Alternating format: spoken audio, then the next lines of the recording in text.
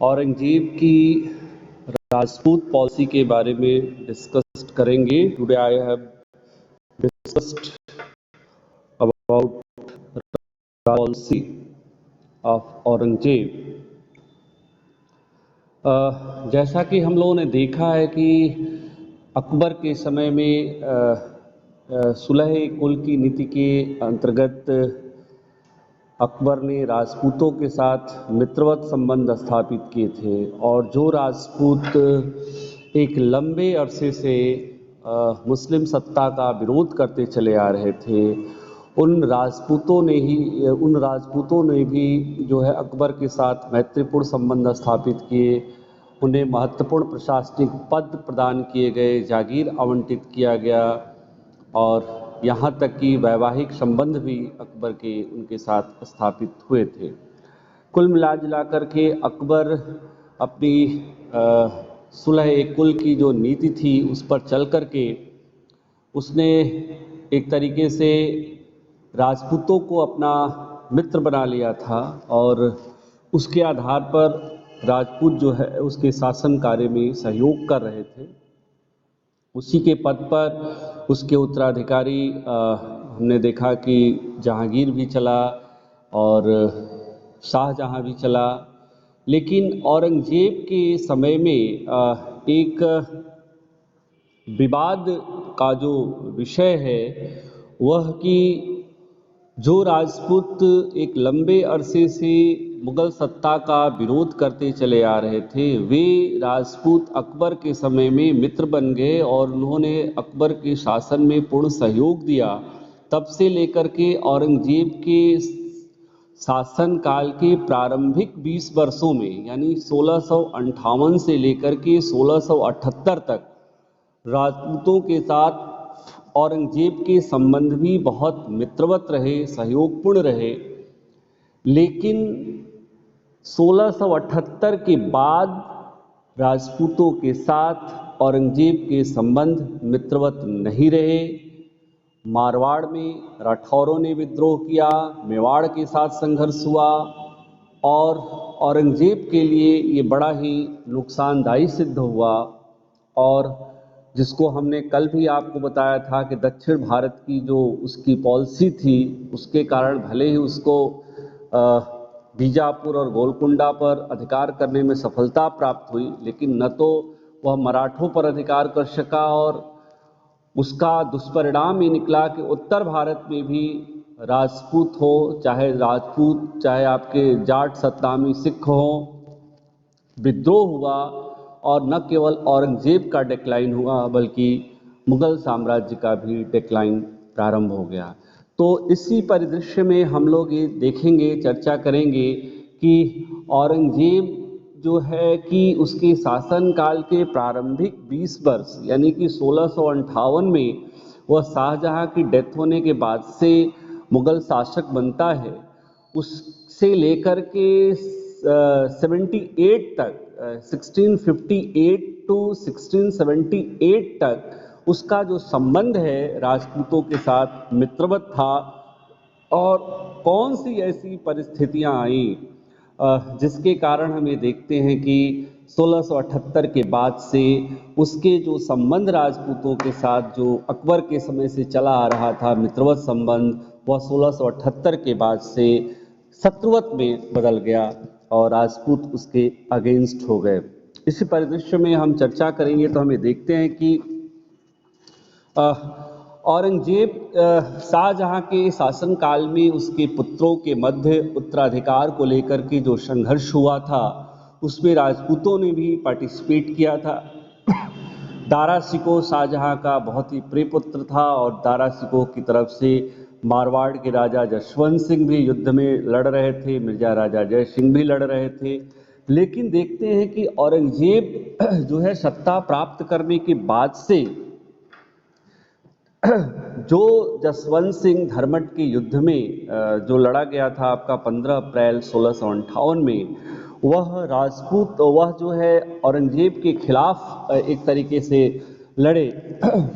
और यही नहीं, खजुआ का जो युद्ध हुआ था 1659 में, उसमें उन्होंने विश्वासघात भी किया था। लेकिन औरंगजेब ने जो है सत्ता प्राप्त करने के बाद भी जसवंत सिंह के साथ मित्रवत संबंध बनाए रखा, और यही नहीं बल्कि मिर्जा राजा जय सिंह की मध्यस्थता से जो है उनको गुजरात की सूबेदारी भी प्रदान की और उनको क्षमा याचना भी कर दिया। हमें देखते हैं कि जोधपुर की जो है राजगद्दी भी जसवंत सिंह को प्रदान की गई, उनको मनसब भी प्रदान किया। यही नहीं, मिर्जा राजा जय सिंह को भी औरंगजेब ने 7,000 का मनसब प्रदान किया, राजा जसवंत सिंह को भी 7,000 का मनसब प्रदान किया, प्रशासनिक पद प्रदान किए और महत्वपूर्ण सैनिक अभियानों में उनको नेतृत्व प्रदान किया। शिवाजी के खिलाफ जो है राजा जय सिंह ने नेतृत्व किया था। तो ये एक बड़ी बात थी कि औरंगजेब और राजपूतों के बीच जो संबंध थे वे उसके सत्ता प्राप्त करने के बाद से मित्रवत रह रहे हैं, चाहे वो राजा जसवंत सिंह हो, चाहे मिर्जा राजा जय सिंह हो। इनको 7,000 का मनसब प्रदान कर रहा है, महत्वपूर्ण सैनिक अभियानों में भेज रहा है, उन पर विश्वास कर रहा है, उन पर ट्रस्ट कर रहा है। तो राजपूत भी उसके कार्य में सहयोग कर रहे हैं। लेकिन हमें देखते हैं कि राजा जसवंत सिंह के पहले मिर्जा राजा जय सिंह की डेथ हो जाती है 1667 में। 1667 में उनकी मिर्जा राजा जय सिंह की डेथ हो जाती है। फिर 1678 में जो जमरूद में हमें देखते हैं कि जसवंत सिंह की भी डेथ हो जाती है, और उनकी डेथ होने के बाद से, यह 1678 है, डेथ होने के बाद से मारवाड़ पर सत्ता को लेकर के, सिंहासन को लेकर के, राजगद्दी को लेकर के उत्तराधिकार का प्रश्न खड़ा हुआ। और इसी कारण उत्तराधिकार का जो प्रश्न खड़ा हुआ, इसी के कारण हमें देखते हैं कि मारवाड़ के साथ, मेवाड़ के साथ जो है आगे चल करके औरंगजेब के संबंध जो है वो बेहतर नहीं रहे। मारवाड़ के राठौरों ने विद्रोह किया, मेवाड़ में सोदिया वंश ने के जय सिंह राज सिंह ने विद्रोह किया। तो ये चीज़ें हमें ये समझने की चीज़ है कि ये परिस्थितियां जो है वह औरंगजेब जो सत्ता प्राप्त करने के 20 वर्षों तक राजपूतों के साथ मित्रवत संबंध रखता है, राजपूत भी उसके साथ सहयोग कर रहे हैं, मनसब प्रदान करता है, उच्च मनसब प्रदान करता है, 7,000 का मनसब उनको प्रदान करता है। लेकिन 1667 में राजा जय सिंह की डेथ होती है, 1678 में जसवंत सिंह की जब डेथ होती है तो मारवाड़ में उत्तराधिकार की समस्या उत्पन्न होती है, सिंहासन को लेकर के, सत्ता को लेकर के समस्या उत्पन्न होती है। ऐसा इसलिए होता है क्योंकि उनका उत्तराधिकार के रूप में उनके पास कोई वंश नहीं था, कोई पुत्र नहीं था। तो ये हम देखते हैं कि मारवाड़ के साथ संघर्ष जो शुरू होता है, हम देखते हैं कि 10 दिसंबर 1678 को जमरूद में राजा जसवंत सिंह की मृत्यु हो जाती है, और उनका कोई पुत्र नहीं था, कोई वंश नहीं था, कोई संतान जीवित नहीं थी। इस कारण से मारवाड़ की उत्तराधिकार को लेकर के जो है समस्या उत्पन्न होती है। चूँकि मारवाड़ आर्थिक दृष्टि से, सैनिक दृष्टि से एक अत्यंत ही महत्वपूर्ण क्षेत्र था और उसका विशेष महत्व था, ऐसी ही परिस्थिति में औरंगजेब ने मारवाड़ को किसी कह सकते हैं कि समस्या में नहीं छोड़ना चाहता था। इसलिए हमें देखते हैं कि उसने जो है मारवाड़ को मुगल प्रशासन के अंतर्गत जो है शामिल कर लेता है, और वहाँ पर मुगल एक तरीके से राजकीय अधिकारियों की नियुक्त करता है। और नागौर के शासक इंदर सिंह के बारे में ये कहा जाता है कि राजा जसवंत सिंह जो थे, उनके बड़े जो कह सकते हैं कि भाई, जिनका नाम अमर सिंह था, उनका वह ग्रैंडसन था, पौत्र था। ठीक है, यानी कि अमर सिंह जो है वो जसवंत सिंह के बड़े भाई थे, और इंदर सिंह जो था वह उनका ग्रैंडसन था। तो इंदर सिंह को जो है मारवाड़ को मुगल प्रशासन के अंतर्गत शामिल करते हुए शाही अधिकारियों को नियुक्त करता है, और नागौर के शासक इंदर सिंह को जो है मारवाड़ जाने का आदेश देता है। जब इंदर सिंह को मारवाड़ जाने का आदेश देता है तो जो राठौर थे मारवाड़ के राजपूत, उन्होंने औरंगजेब के इस निर्णय का विरोध किया और राजपूतों ने जब विद्रोह किया तो हम देखते हैं कि 1679 में जो है बादशाह औरंगजेब खुद जो है अजमेर पहुंचता है और जो विद्रोही थे जो मारवाड़ राठौर, उनको युद्ध में पराजित करते हुए एक तरीके से मारवाड़ को मुगल साम्राज्य में शामिल कर लेता है और एक तरीके से फिर उसके बाद से वह अजमेर से दिल्ली वापस लौट आता है। और इसके बाद ही सबसे पहले उसने औरंगजेब ने हिंदुओं के ऊपर 1679 में जजिया टैक्स लगाया, जजिया कर लगाया, जो अकबर ने 1664 में जिसे अकबर ने समाप्त कर दिया था। मारवाड़ को अधिकृत करने के बाद से औरंगजेब ने हिंदुओं के ऊपर जजिया टैक्स लगाया और इसके बारे में बहुत सी बातें कही जाती हैं। जब हम लोग औरंगजेब की धार्मिक नीति डिस्कस करेंगे तो इस पर हम लोग परिचर्चा करेंगे। इसके बाद हम देखते हैं कि जैसे ही बादशाह महान जो है लाहौर पहुंचता है, जसवंत सिंह की दो जो है पुत्रों की प्राप्ति, दो विधवा जो रानियां थी, उन्होंने दो पुत्रों को जन्म दिया और फरवरी 1679 में उनकी विधवा रानियों ने जन्म दिया, जिसमें एक पुत्र जो है वह तुरंत मर गया और एक जीवित रहा और जिसका नाम अजीत सिंह रखा गया। और अब जो है जसवंत सिंह की विधवा रानी के पुत्र प्राप्ति होने के उपरांत जो है अब बादशाह सशंकित हो गया और उसने रानी सहित पुत्र सहित रानियों को दरबार दिल्ली आने का आदेश दिया, लेकिन उसके आदेश का अनुपालन नहीं किया गया और आदेश को मानने से एक तरीके से इनकार कर दिया, तत्काल जो है उन्होंने पहुंचने से मना कर दिया। ऐसी परिस्थिति में मई 1679 में मारवाड़ की राजगद्दी जो है औरंगजेब ने इंदर सिंह को 36 लाख रुपए देने के बदले स्वरूप उसको प्रदान कर दिया। उस इंदर सिंह को जो राठौर राजपूत जिसका विरोध कर रहे थे, जो अमर सिंह, जो जसवंत सिंह के बड़े भाई अमर सिंह का ग्रैंड सन था, उस इंदर सिंह को जो है मारवाड़ की राजगद्दी 36 लाख रुपए में लेकर के औरंगजेब ने भेंट कर दी। यानी जो समस्या उत्पन्न हो रही है यहाँ पर हम देख रहे हैं कि जसवंत सिंह की मृत्यु के बाद उसके उत्तराधिकार को लेकर के हो रही है। उसके पास कोई संतान नहीं थी और औरंगजेब ने जब मारवाड़ पर हस्तक्षेप करके उस पर अपने शाही अधिकारियों की नियुक्ति करने की कोशिश की, इंदर सिंह को अजमेर भेजने का निश्चय किया, तो राठौर ने विद्रोह कर दिया। इस विद्रोह का औरंगजेब ने दमन किया और दमन करके जब वह वापस पहुंचता है तो पता उसको चलता है कि जो उसकी विधवा पत्नी थी, रानियां थी, उन्होंने दो पुत्रों को जन्म दिया है, जिसमें एक पुत्र की डेथ हो गई है और एक पुत्र जीवित था। इससे बादशाह सशंकित हुआ और उसने तत्काल जो है पुत्र सहित जो है रानी को दरबार में उपस्थित होने का आदेश दिया, लेकिन रानी ने दुर्गादास और अन्य राठौर जो सहयोगी थे राजपूत, उनके शायद इनकार करने पर उन्होंने औरंगजेब के इस तात्कालिक निर्णय को मानने से इनकार कर दिया। इससे औरंगजेब नाराज हुआ और उसने उसी इंदर सिंह को, जिसको उसने मारवाड़ की राजगद्दी देने के लिए अजमेर एक तरीके से भेजा था, उसको जो है 36 लाख रुपए लेने के एवज में मारवाड़ की सत्ता उन्होंने प्रदान कर दी। जब औरंगजेब ने मारवाड़ के शासक के रूप में इंदर सिंह को शासक नियुक्त किया, तब जाकर के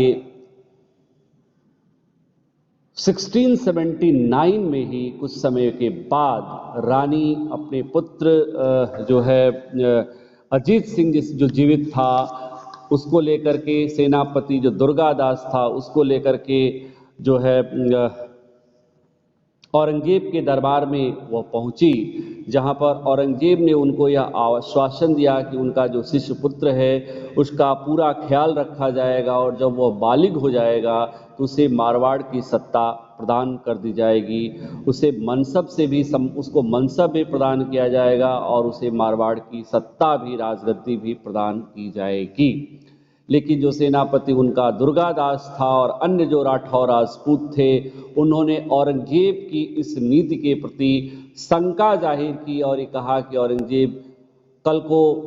अपने इस आदेश से, अपने इस निर्णय से बदल सकता है, इसलिए वो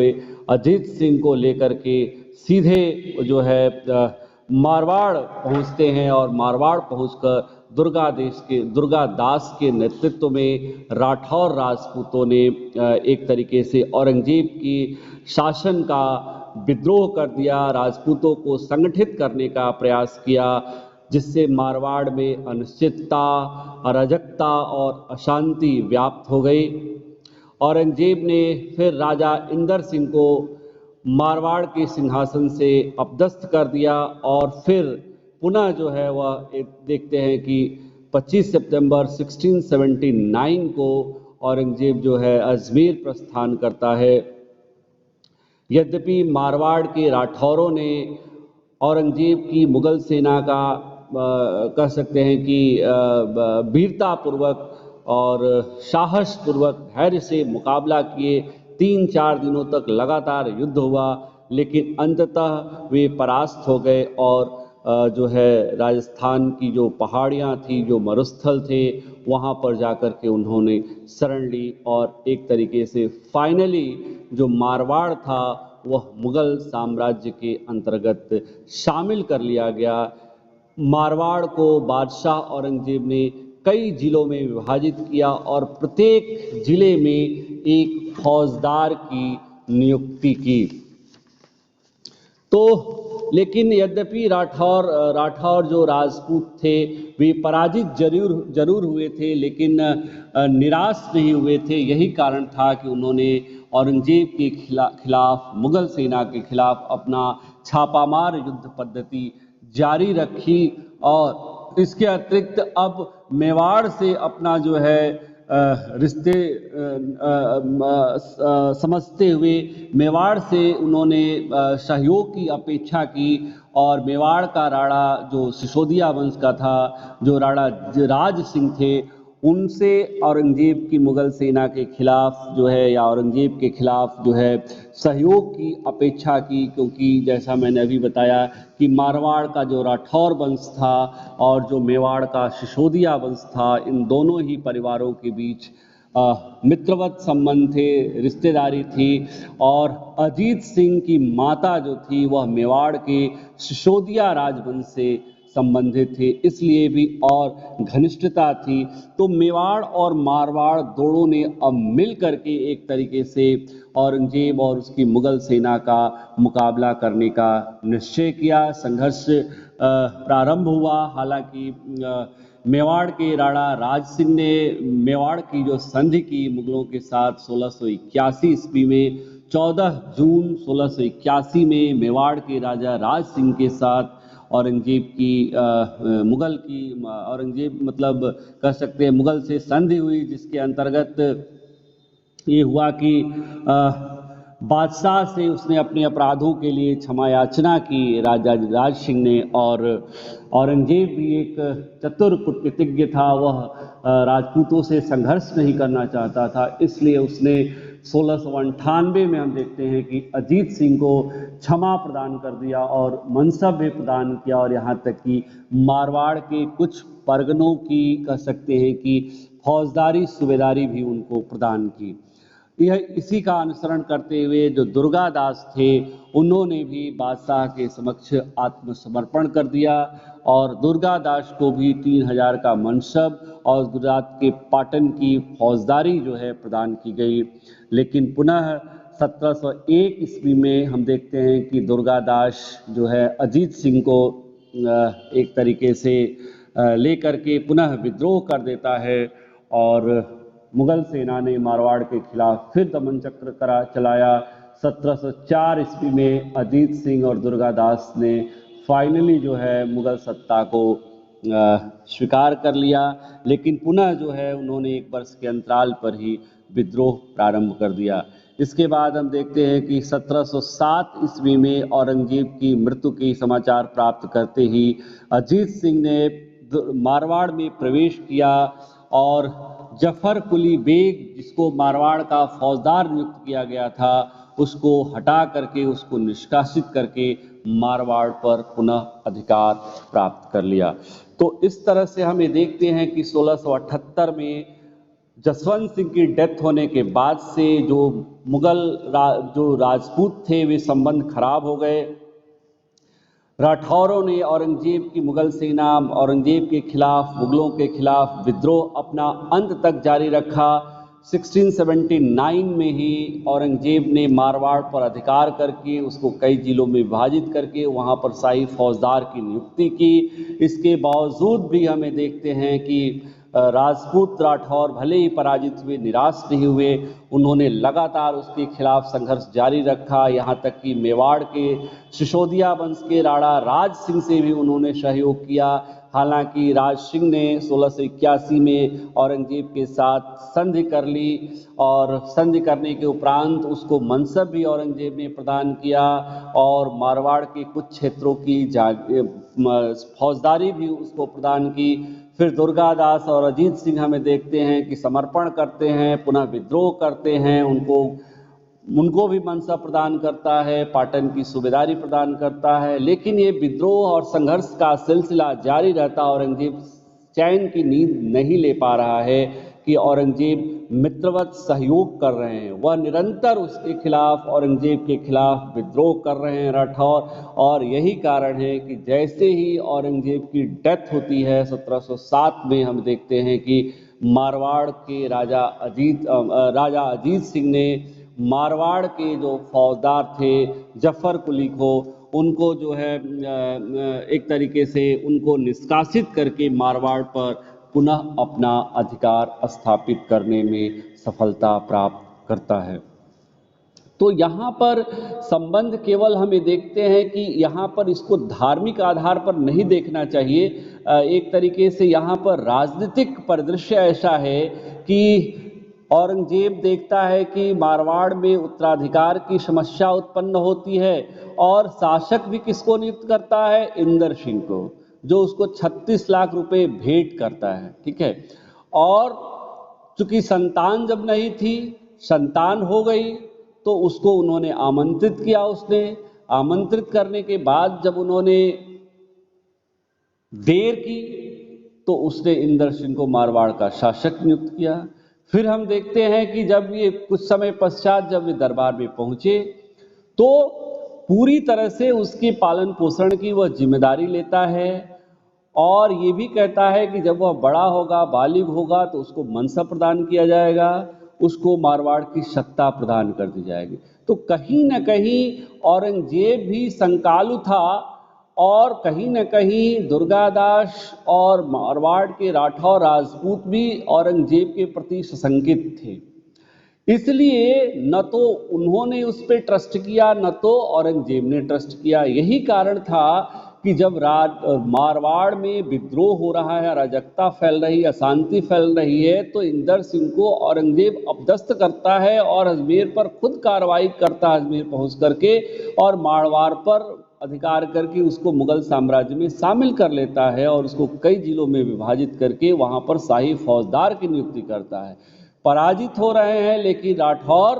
हार नहीं मान रहे हैं, निराश नहीं हो रहे हैं और उन्होंने मेवाड़ के साथ गठजोड़ करके मुगल सेना का मुकाबला किया। हालांकि मेवाड़ की संधि होने के उपरांत जो है राजा राज सिंह ने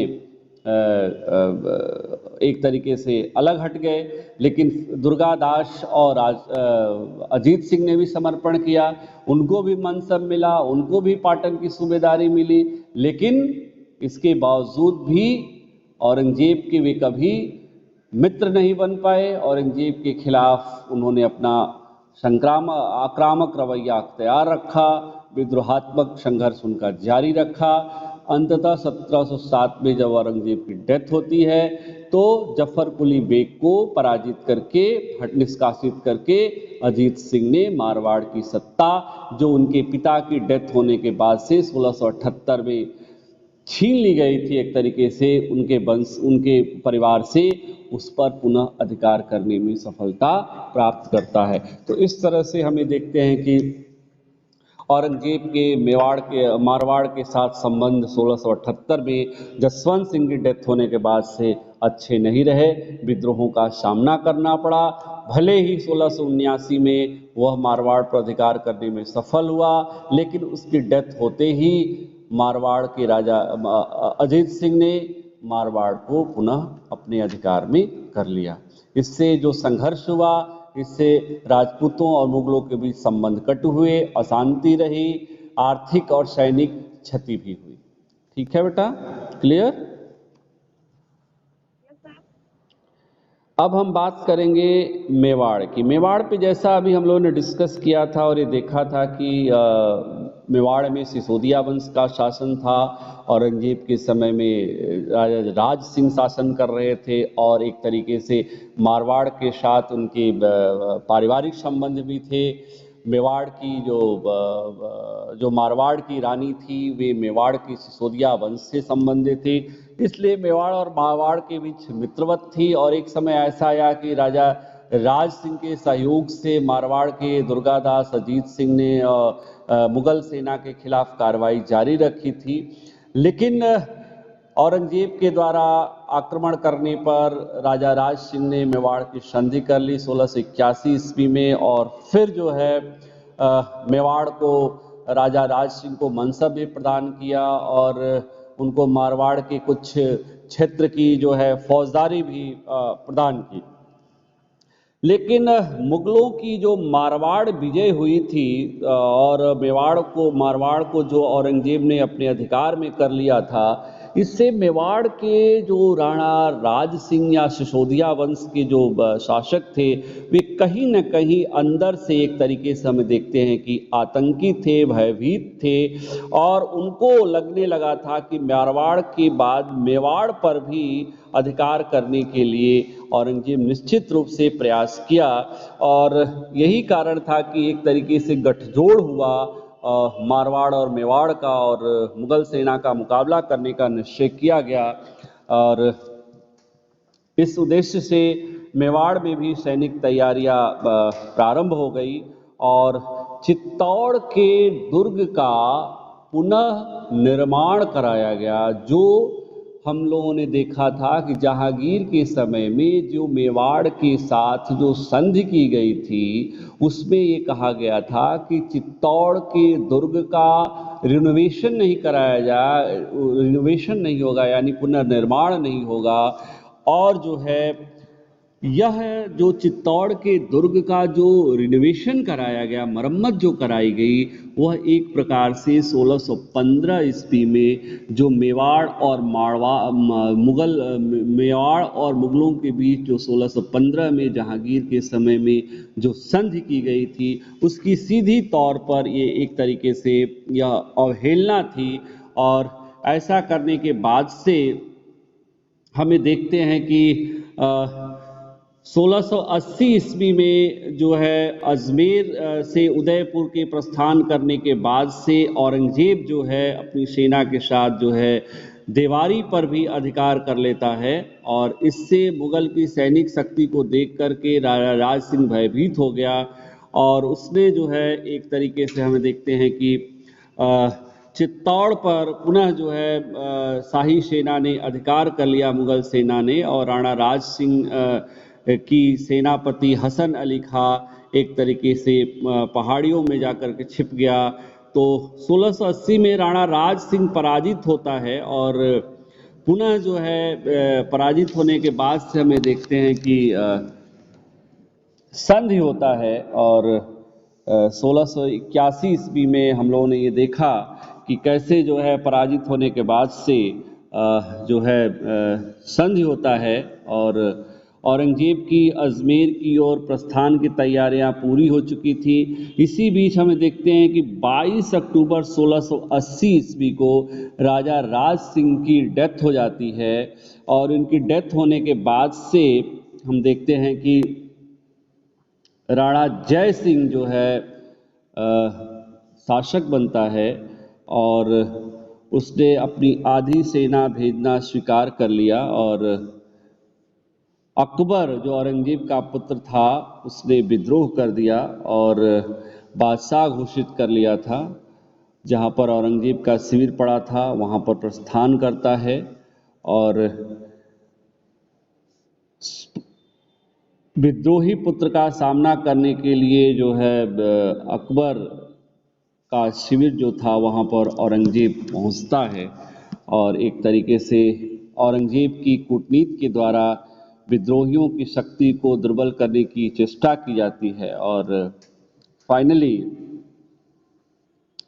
औरंगजेब ने अकबर के नाम से एक झूठा पत्र लिखा जिसमें शाहजादा अकबर की प्रशंसा की गई थी कि बादशाह के निर्देशानुसार वह राजपूतों को कूटनीतिक जाल में फंसाने में सफल हुआ है। अब वह ऐसी जगह जाए जहां उन पर दोनों ओर से प्रहार किया जा सके। औरंगजेब की इस योजना के अनुसार यह पत्र दुर्गादास को प्राप्त हुआ जिससे अकबर के प्रति राजपूतों में अविश्वास उत्पन्न हो गया। वे उसके शिविर को लूट पाट कर मारवाड़ की ओर भाग खड़े हुए। इस मूर्खता के लिए अकबर को बाद में पश्चाताप भी हुआ और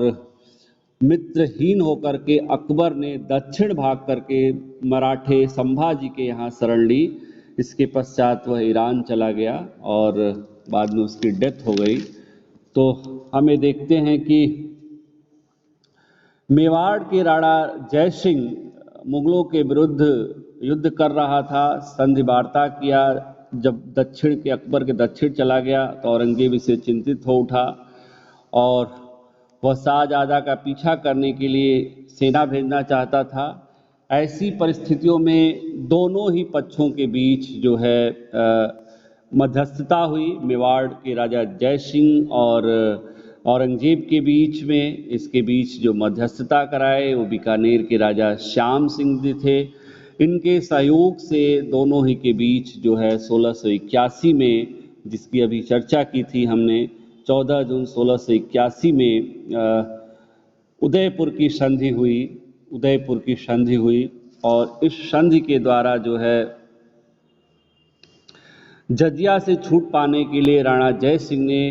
मंडलपुर बेदनौर के परगने मुगलों को प्रदान किए, लेकिन पुनः 3 वर्ष पश्चात ये परगने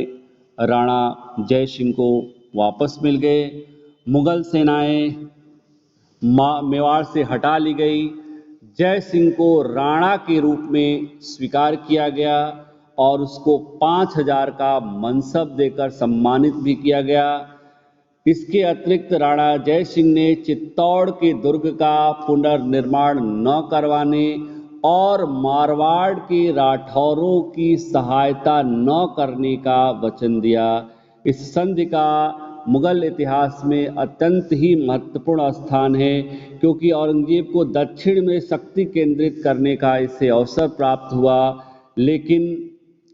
मुगलों से संधि संपन्न करके राणा जय सिंह ने एक तरीके से मारवाड़ को, राठौरों को एक तरीके से अकेला छोड़ दिया था। तो एक जो बात हमने आपको मारवाड़ की अभी बताई थी, अगर हमें देखें तो मेवाड़ से क्यों संघर्ष हुआ, तो इसके पीछे यही कारण था, यहाँ पर फिर से हम इसको रिपीट करेंगे कि इसके पीछे यही कारण था कि जब 1679 में औरंगजेब ने मारवाड़ पर अधिकार कर लिया तो मेवाड़ उसके पड़ोस में था और उसको यह सशंका होने लगी थी कि कहीं ऐसा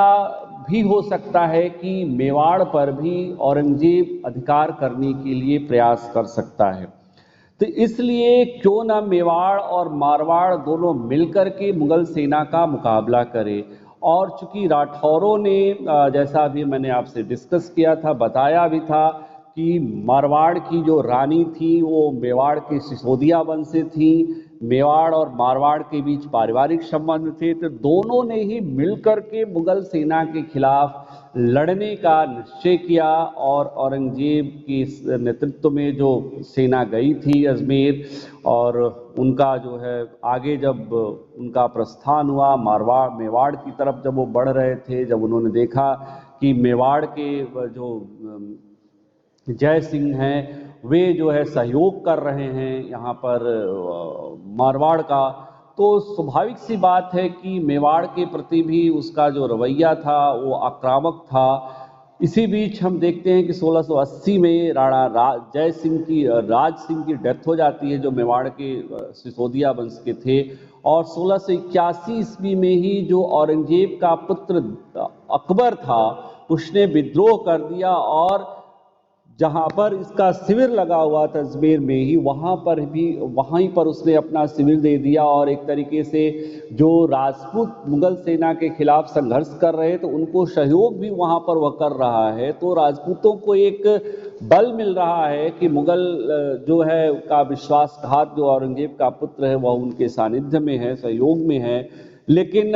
औरंगजेब ने फिर कूटनीति चाल चलते हुए एक ऐसा पत्र जो है सर्कुलेट कराया, जिसके बारे में अभी हमने आपसे चर्चा की, कि बादशाह औरंगजेब जो है उससे खुश है। एक ये बात कही गई कि बादशाह जो है औरंगजेब खुश है क्योंकि बादशाह के निर्देशानुसार वह राजपूतों को अपनी जाल में फंसाने में सफल हुआ है। अब वह उन्हें ऐसी जगह ले जाए जहां पर उन पर दोनों ओर से प्रहार किया जा सके। यह पत्र जो मारवाड़ के जो दुर्गादास था उनको प्राप्त हुआ, और दुर्गादास सशंकित हो गया, और सशंकित होने के कारण जो है उसने एक तरीके से अकबर के जो शिविर था उस पर राजपूतों ने प्रहार कर दिया। अब जो अकबर था वह मित्रहीन हो गया, उसको भाग करके दक्षिण भारत में मराठे संभाजी के यहाँ जा कर के शरण लेनी पड़ी। औरंगजेब भी अपने पुत्र का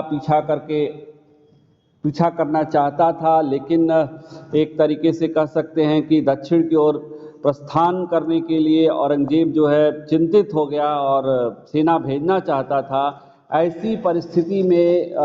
जहां पर जय सिंह जो मेवाड़ के शासक हुए थे राज सिंह के मरने के बाद से, उन्होंने भी अपनी आप को मुगल सेना के साथ उलझना बेहतर नहीं समझा, और दोनों ही पक्षों के बीच 1681 में 14 जून 1681 में 1681 में उदयपुर की संधि हुई। इस संधि के द्वारा जो है ये निश्चय हुआ कि जय सिंह के द्वारा चित्तौड़ दुर्ग का पुनर्निर्माण नहीं कराया जाएगा, और जो है मारवाड़ का युद्ध होने पर मारवाड़ का जो है वह सहयोग नहीं करेगा, और इसके बदले में जय सिंह को राणा के रूप में स्वीकार किया गया, और उनको 5000 का मनसब और मारवाड़ के कुछ क्षेत्रों की जागीर भी प्रदान की गई। तो इस तरह से इसका एक उदयपुर की संधि का ये एडवांटेज रहा औरंगजेब को कि उसने उत्तर भारत में ये जो मेवाड़ थे इनसे निश्चिंत हो गया, और वह दक्षिण भारत में अपनी सत्ता को केंद्रित करने में ध्यान केंद्रित में ज़्यादा सफल हो सका। लेकिन एक इसका निगेटिव ये संधि का ये प्रोस्पेक्ट्स है कि इसमें जो मारवाड़ जो एक तरीके से रिश्ते में पारिवारिक संबंध थे, इस संधि के द्वारा मारवाड़ का सहयोग न करने का आश्वासन देकर के कहीं न कहीं मारवाड़ को राठौरों ने मेवाड़ ने निसहाय अकेला छोड़ दिया था। तो इस तरह से औरंगजेब के शासनकाल के जो प्रारंभिक 20 वर्ष हैं उसके बाद जो है हम प्रारंभिक 20 वर्ष मित्रता के रहते हैं, उसके बाद के जो वर्ष हैं उसकी डेथ होने तक राजपूतों के साथ संघर्ष का रहता है। मारवाड़ के साथ जो संघर्ष हुआ वह उत्तराधिकार की समस्या और औरंगजेब के द्वारा उसमें किए जाने वाले हस्तक्षेप को लेकर के हुआ। मेवाड़ के साथ जो संघर्ष हुआ वह एक तरीके से मारवाड़ का मेवाड़ के द्वारा सहयोग करने 1615 ईस्वी में जो मेवाड़ की संधि की गई थी जहांगीर के शासनकाल में, जिसमें मेवाड़ उनको अधिकार क्षेत्र में दे दिया गया था, इस आश्वासन के साथ कि वे भविष्य में चित्तौड़ के दुर्ग का रिनोवेशन नहीं कराएंगे। उस संधि का उल्लंघन करते हुए जय राज सिंह ने जो है चित्तौड़ के दुर्ग का रिनोवेशन भी कराया और मारवाड़ के साथ सहयोग करके औरंगजेब के साथ मुकाबला भी किया, जिसके कारण औरंगजेब ने मारवाड़ के साथ साथ मेवाड़ को भी अधिकृत करने का प्रयास किया। युद्ध हुआ। युद्ध के दौरान उसके पुत्र अकबर ने विद्रोह करके राजपूतों को अपना सहयोग प्रदान किया, वहां कैंप शिविर लगाया, लेकिन औरंगजेब ने अपनी कूटनीति के द्वारा अपने पुत्र को एक ऐसा प्रशंसनीय पत्र भेजा कि तुम्हारे बादशाह के निर्देशानुसार तुमने राजपूतों को मुगल सेना के जाल में फंसा दिया है, अब तुम उनको शिविर से बाहर लेकर जाओ, ऐसी जगह जहां पर दोनों ओर से उन पर प्रहार किया जा सके। यह पत्र राजपूत दुर्गादास के हाथ में लग गया और उन पर काफ़ी सशंकित हो गया और उसने अकबर के शिविर पर ही आक्रमण करके उसको भागने के लिए मजबूर कर दिया। वह भाग करके दक्षिण भारत में जाकर के संभाजी मराठे के यहाँ शरण लेता है। औरंगजेब भी अपने पुत्र का पीछा करते हुए शाही अधिकारी, सैनिक अधिकारी भेजना चाहता है, इसलिए वह भी संधि के लिए उत्सुक था। दूसरे मेवाड़ भी युद्ध को निरंतर जारी रखने के पक्ष में नहीं था। यही कारण था कि राज सिंह की डेथ होने के बाद जब जय सिंह शासक बनता है तो उसने बीकानेर के श्याम सिंह की मध्यस्थता से 1681 ईस्वी में 14 जून 1681 ईस्वी में हमें देखते हैं कि 1681 में वह एक तरीके से मारवाड़ की संधि करता है और उदयपुर की संधि करता है। इस संधि के द्वारा हम लोगों ने ये देखा कि उसको ये कहा गया कि वह चित्तौड़ के दुर्ग का रिनोवेशन नहीं कराएगा और न ही मारवाड़ को मुगल के अगेंस्ट जो मिलिट्री जो है एक तरीके से जो सेना है उसका सहयोग प्रदान करेगा। तो इसका ये एडवांटेज रहा एक तरीके से मुगल रूलर जो औरंगजेब था उसके द्वारा ये एडवांटेज रहा कि उसमें दक्षिण भारत में अपनी सत्ता को केंद्रित करने में और ध्यान केंद्रित करने में सफल रहा। लेकिन इसका एक नेगेटिव ड्रॉबैक ये रहा कि डीमेरिट ये रही कि जो मारवाड़ मेवाड़ को अपना मित्र पारिवारिक संबंध समझता था वह इस उदयपुर की ट्रीटी के द्वारा उसको अलग थलग कर दिया गया। तो इस तरह से औरंगजेब की जो राजपूत पॉलिसी थी उसके शासनकाल के प्रारंभिक जो 20 इयर्स थे वह राजपूतों के साथ फ्रेंडशिप के थे, लेकिन आफ्टर डेथ ऑफ हम देखते हैं कि राजा जसवंत सिंह जो रिलेशन था बिटवीन मुगल एंड राजपूत वह आपका अच्छा नहीं रहा। इसके पीछे जो रीजंस थे वह पॉलिटिकल कारण था, न कि इसका कोई धार्मिक संदर्भ